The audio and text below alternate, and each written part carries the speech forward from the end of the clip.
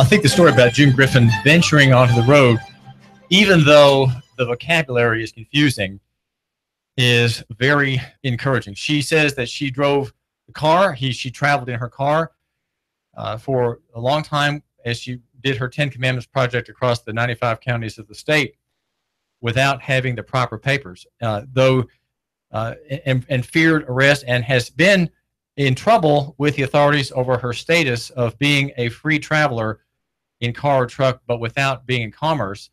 The rule is that anybody who doesn't have a license is effectively a licensee without a license and is violating the Exhibit on Demand statute in Title 55.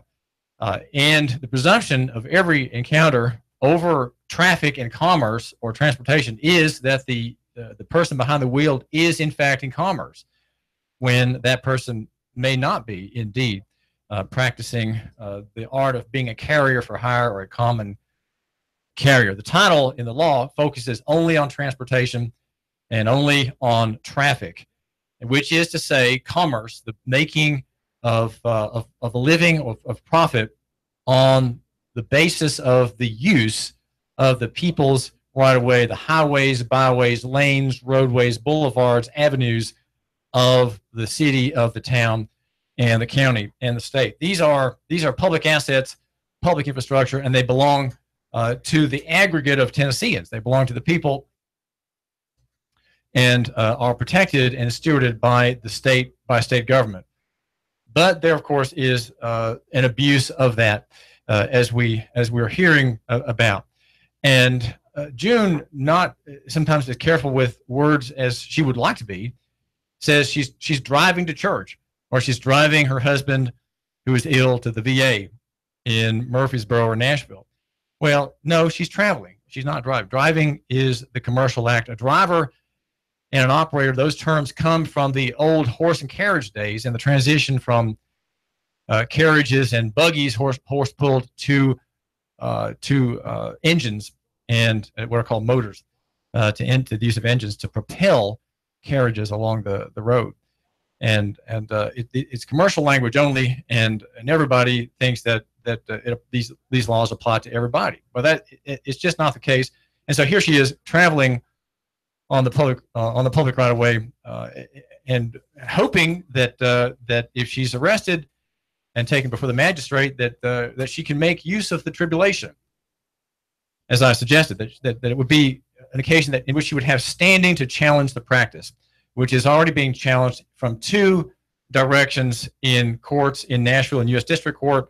There is a group looking out for the interests of the poor, all of whom have been given, without due process, a civil death sentence by the removal of the driver license from them for non-payment of fines or late payment of fines that they're too poor to pay, and they just can't get ahead to get above those fines, and so they've lost their privilege of driving. It is a privilege, and so they are risking life and limb, risking liberty, jail, and courts to be traveling by car on the public roadway, thinking that they have to have this license, they have to have insurance and registration. The three legs of commercial enforcement in Tennessee.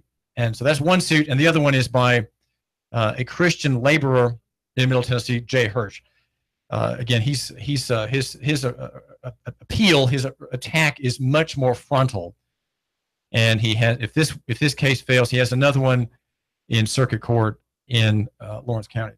Well, this morning I was reading in the book of Exodus about the plagues by God against Pharaoh and the Egyptians, brought against these people, these overlords, by Moses and his spokesman Aaron. And it's an appropriate chapter to consider in light of the uproar over Confederate monuments and the whole idea of whether these monuments are tokens of hatred, tokens of slavery, of oppression, of wickedness, of evil, of terror. You know, the language that is used by the critics of these monuments is simply, well, it borders on ludicrous. Okay, let's just say, I won't say it's ludicrous. I'll just say it borders on it, because I want to leave room for the person who uses these vacuous accusations and terminology without really thinking. Okay, there are quite a few people who do it without thinking, and so I don't want to tar them too much.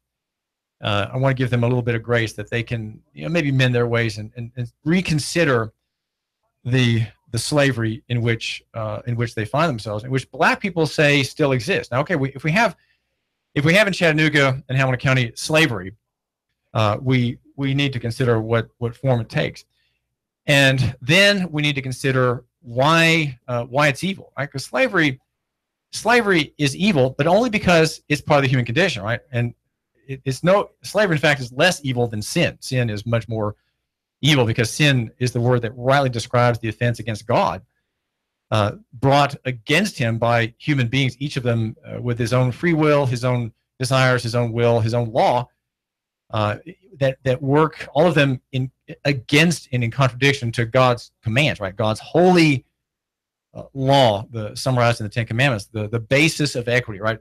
Jurisprudence should be based on God's commands, because there is the just treatment for every person, whether that person is a criminal, whether that person is rich or poor, whether that person has a contract, that person has a marriage, that person owns property, that person owns slaves or is a slave. All the rules for right treatment are there in the part of the Bible that deals with the state and with the kingdom. That's the Old Testament. The New Testament is largely devoted to the individual, and that is because it is through the individual that the larger schemes of mankind are repaired and reformed. But the law of God as to the nation is there, right? It's already written out there. Jesus did not have to elaborate a lot on it because the principles for government were there. For example, no standing army, right? If you have a standing army, then you have tyranny. No war except in defense. All right. Abraham massed his nearly 400 trained men, his retainers, and made war against the kings who had kidnapped Lot and his family, right? Because these kings had been involved in kidnapping, which is a capital offense, there was a genocide against that party. There were no survivors.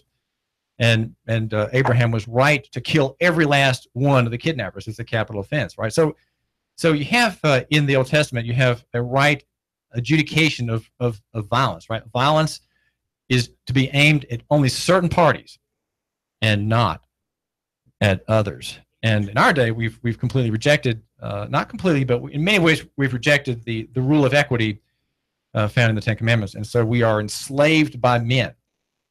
And we live in the fear of men today. Now, June Griffin is an exception, though she has lived in fear of men.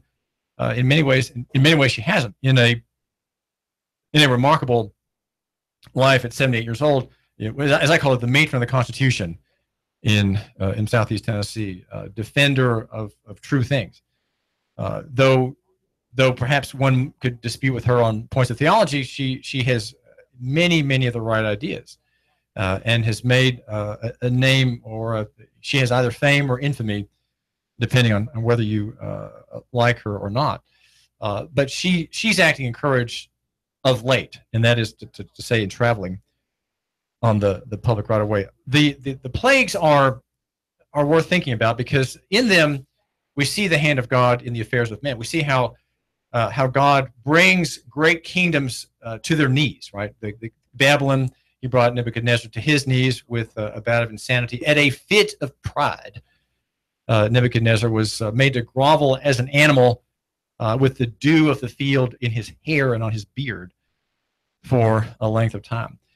And Pharaoh, the heart of whom God hardened so that God might be glorified in the spectacular miracles.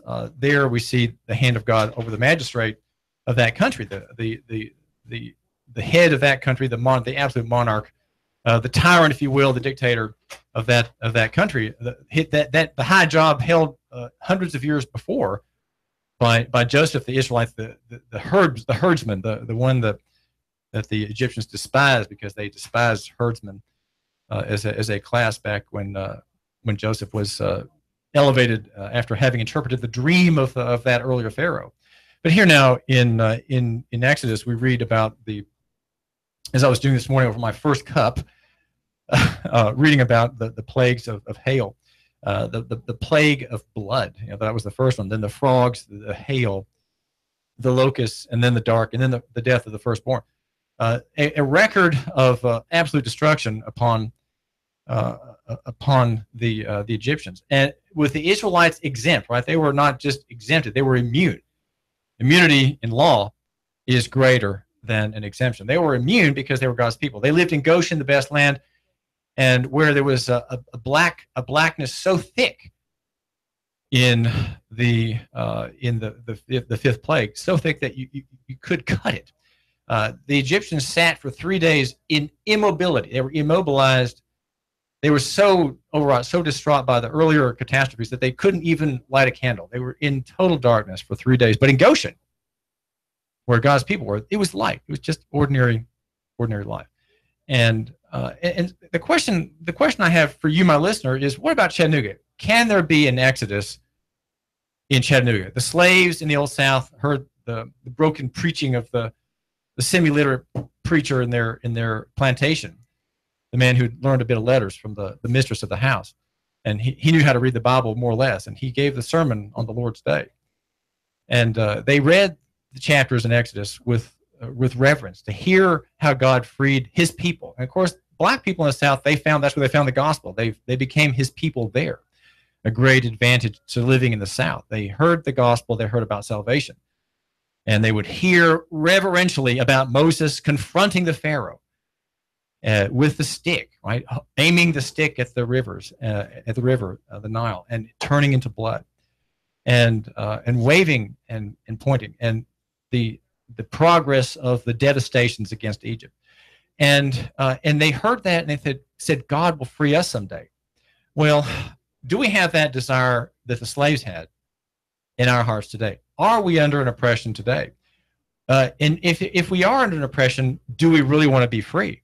Because and you have to think about what happened when they left. They looted the country of Egypt. The Egyptians were in mourning, and when the Israelites left, they left with all the capital that had been stolen from them over generations of liberty and then finally servitude to the Egyptians. They took everything. They stripped Egypt of its silver, its coin, its pot, its diningware. All went out with Egypt. And notice how that in Moses there was no compromise. Moses did not say, he didn't dicker with Pharaoh. Pharaoh said, well, look, you go, but leave your cattle here. And Moses said, no, we're all going. Every last hoof is going. We're not leaving a single hoof that belongs to us in this country. We are leaving the country, and you make way. You make way. Where are the ministers in Chattanooga that speak like that, who are uncompromising? We are going to be a free people. We, whether white or whether black, we are going to be a free people. We're not going to have any compromises. We are out. Why are we going out? Why do we want to leave Egypt? And I think here is where the gospel ministry needs to reconsider these chapters in the book of Exodus. Why are we going out? Because the black man in Chattanooga, the white man in Chattanooga, enslaved as he is to the state, enslaved by his own desires, enslaved by his folly, enslaved by his credit report and his debts. He can't leave. And there needs to be the idea that when we leave here, we go out so that we might worship God. That is the point that Moses made to the Pharaoh. We leave because we want to go and worship God. And we take everything. We take our wood, we take our utensils, we take our tents, we take our furnishings, we take our wagons and their axles and everything with us, all of our carpets, we take it all with us, and our last hoof. Why? So we can go and worship God as he directs us. He'll tell us, but we're not leaving anything here, and we're leaving completely. We're not leaving anybody behind. We are going out in the cliche, lock, stock, and barrel. No part of the weapon is going to be left behind. Every part, from the flint to the ramrod, is going out. We're going out. Is there going to be an exodus out of Chattanooga? Now, I'm not talking about a physical exodus. I'm talking about an exodus that brings you, my listener, and your friends from one status to another status. The status of a man who's dependent, the status of a man who can't teach his own children right from wrong, who can't teach his own children how to cipher or how to read, to one who can, to one who understands that schooling is not the same as education, the one who understands that debt is not wealth, the one who understands that the right of travel is enshrined in the Constitution, the right to bear arms enshrined in the Constitution, the right to be free is enshrined in the Constitution. Those are promises in man-made documents that reflect a Christian heritage. They reflect a godly understanding of where wealth and capital come from. They come from God. And that's why the homosexual movement is about debt and decimation. The homosexual movement is the lean years in Pharaoh's dream. Remember, when Pharaoh had the first dream, Joseph was in the jail, and Pharaoh dreamed of 5 lean ears and 5 lean kine, or cows, that came and consumed the 5 good ones. So you have 5 burned and withered ears of grain consuming the fat ones. And that was a picture, or rather 7. The 7 years of famine coming after the 7 years of prosperity. That shriveled grain, those shriveled, ugly, mean-looking cows. That is what we have. That's what we have in front of us. And we think somehow that that's prosperity. We think that existence, that's really what we want. That's the way things should be. And we don't want the fat cows. We don't want the fat heads of grain. We don't really understand that. That's not really what we want. We're not sure about that, right? We're not sure that that's really good. It may have GMOs in it, or something like that. But think about the Israelites. When they left, they didn't have any guarantees. Going into the desert, yes, we've got our wagons, we've got water, we've got skins of wine. We've left Egypt burdened with treasure. But into the desert, where to? Where are we going? Where is Moses going to take us? After the cry of the death of the firstborn rang across the land, from the house of the Pharaoh to the house of the servant girl behind the spinning wheel, the cry of death after that, chasing us out.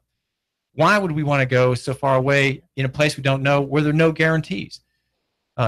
The desert, can you be free in the desert? Well, the promise of God to that people was that I'm going to take care of you.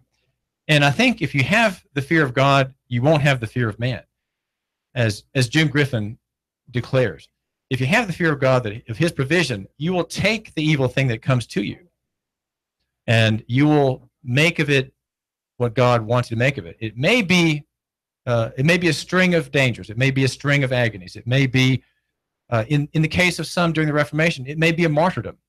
But there, across the way, across the Red Sea, the army of the Egyptians thundering in a cloud of dust behind you, thundering toward you as you are gathered with your thousands and tens of thousands of people trapped on the edge of the water. And then it opens up.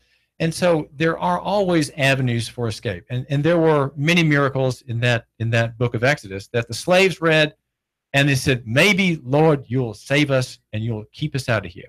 But you have to recognize also that while there was slavery in the South, there were many, many affectionate relations, examples of relations between slave and master. And if you read the slave narratives written by out-of-work journalists hired by the Franklin Delano Roosevelt administration to make use of their time and spend some federal money, they made records and had interviews with former slaves still alive from slave days, and they have the fabulous, fabulous record, the slave narratives. They're online, and you should see what they say. You should hear what they say. So much affection. There were bad masters, no doubt, and some former slaves wish evil upon their departed souls.